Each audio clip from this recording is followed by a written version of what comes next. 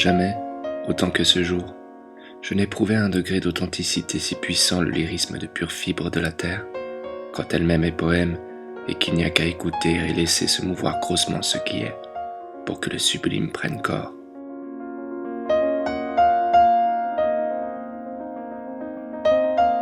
D'amour, d'azur, de quelle ivresse, même de l'insondable rose qui prend la fleur au matin, de tout cela le moindre mot est fait, et le moindre poème, si nous l'arrachons à l'illimité. Nous allons calmes, nous allons simples. Nos mains coupées font une floraison de nuée, au-dessus des préceptes, au-dessus des cordages. Nous ne connaissons plus que la lutte infinie et le choc dur de notre âme contre le vent. Quand le soir est trop lourd d'angoisse, quand le miel du jasmin dans la nuit vous oppresse, on s'évade, mais les murs sont trop hauts, ils montent jusqu'au ciel. On reste prisonnier pour toujours, dans la rade. Calme, breuvage amer, ces excès de douleur.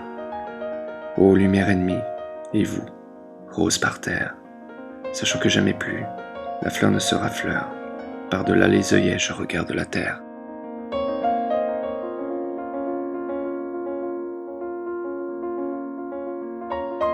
L'infini m'est ouvert par la plus faible étoile. Toi qui disparus comme un mât de vaisseau, tu m'as rendu tout l'univers avec ton souffle, convexité des océans, ô mon sanglot. Vois ce tout petit moineau parmi les pierres, il devine, il prend confiance, il croit, il s'envole. Une touffe de plumes tiède à ton épaule recommence le paradis.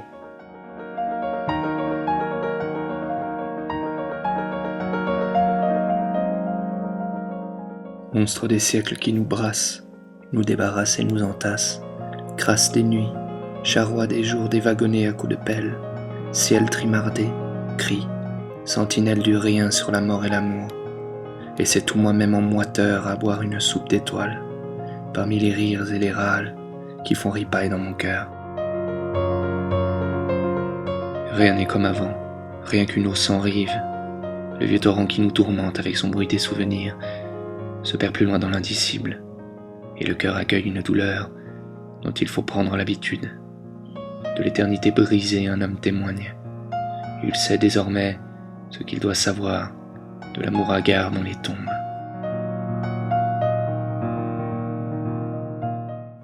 Main tâtonnante puis jointe, si fortement qu'elle se noue, à l'avant de ma prière en une espèce de proue, part que j'avance et je titube, d'un bord à l'autre de moi-même, sans plus savoir si je prie, ou si ma détresse blasphème, dans la fange où elle échoue. La jeunesse décomposée, la terre ouverte de plaies, hélas, hélas où conduire mes pas, vole ma vie en éclats, et que la poésie se pare de tout ce que je perds. À partir de rien d'autre, à partir de cela, je n'ai plus que ce vide, ce qu'on appelle moi, l'espace entre deux mots, un moment du repas où la table était mise par une étoile triste. Mais tu venais, les mains lentement s'éclairaient, tu parlais. La douleur rentrait dans sa coquille, un instant dans le vin, les visages luisaient entre les voix fragiles. Alors je vous aimais.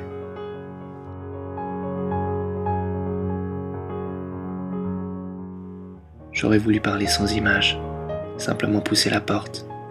J'ai trop de crainte pour cela, d'incertitude, parfois de pitié. On ne vit pas longtemps comme les oiseaux, dans l'évidence du ciel. Et retomber à terre, on ne voit plus en eux précisément que des images ou des rêves. Je regarde l'horizon hérissé de ce qu'il faut pour sacrifier le cri des hommes. Si j'enchaîne les mots, c'est pour briser mes propres chaînes. J'écris à seule fin de recueillir tous mes débris, d'unir le feu et l'eau. J'écris à main levée, les yeux fermés, à perdre haleine, en aval, en amont. J'attise mon brasier. Ce qui tremble est un rien, juste ce petit néant volubile et vorace, qui ne connaît ni ses royaumes, ni ses murs, et qui ne connaît pas son nom.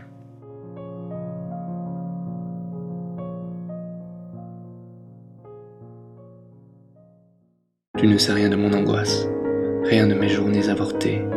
Tu voudrais, ombre implacable, coller à ma peau et suivre le lent cheminement de la mort dans mes veines, ombre implacable d'un amour qui aurait pu vivre comme une semence détachée de ses yeux.